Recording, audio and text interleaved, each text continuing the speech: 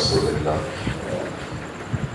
امن اللہ تعالیٰ کی طرف سے ایک بہت بڑی رحمت ہے، اور الحمدللہ ہم ایک پرامن لوگ ہیں، امن چاہتے ہیں، جنگ نہیں چاہتے۔ نبی کریم صلی اللہ علیہ وسلم نے بھی فرمایا ہے کہ جنگ کی تمنا نہیں کرنی چاہیے، لیکن اگر مسلط کر دی جائے تو پھر پیچھے بھی نہیں ہٹنا چاہیے۔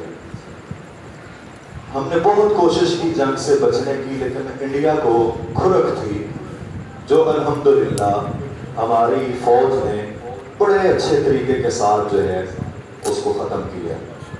آج الحمدللہ 10 تاریخ تھی، اور جو نام رکھا گیا بنیان مرصوص، اس کے لفظ بھی 10 تھے۔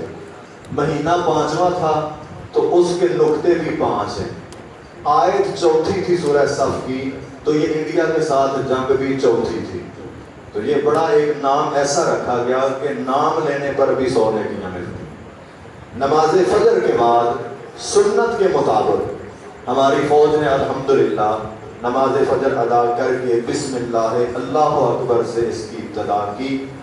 اب جب اس کے دانت کھٹے ہوئے ہیں تو اس نے صلح کی بھیک مانگی ہے، تو الحمدللہ ہم صلح کے لیے تیار ہیں۔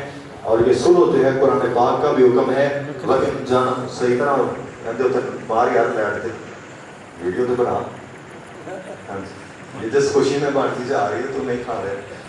اب جو ہے اللہ تعالیٰ نے قرآن مجید میں کہا ہے وَإِن جَانَهُ لِلسَّلْمِ فَاجْنَحْ لَهُ، اگر وہ صلح کی بھیک مانگتے ہیں تو آپ بھی صلح کریں، ہاں، لیکن یہ یاد رکھیں ہو اگر دوبارہ وَإِنْ عُدْتُمْ عُدْنَا، اگر دوبارہ تم نے ایسی حرکت کی تو پھر جواب اس سے بھی تگڑا ہوگا۔ یہی الحمدللہ ہماری فوج کا جو ہے وہ بیانیہ ہے، اور الحمدللہ ہم اپنی فوج کے پیچھے اور اس کے شانہ بشانہ کھڑے ہیں۔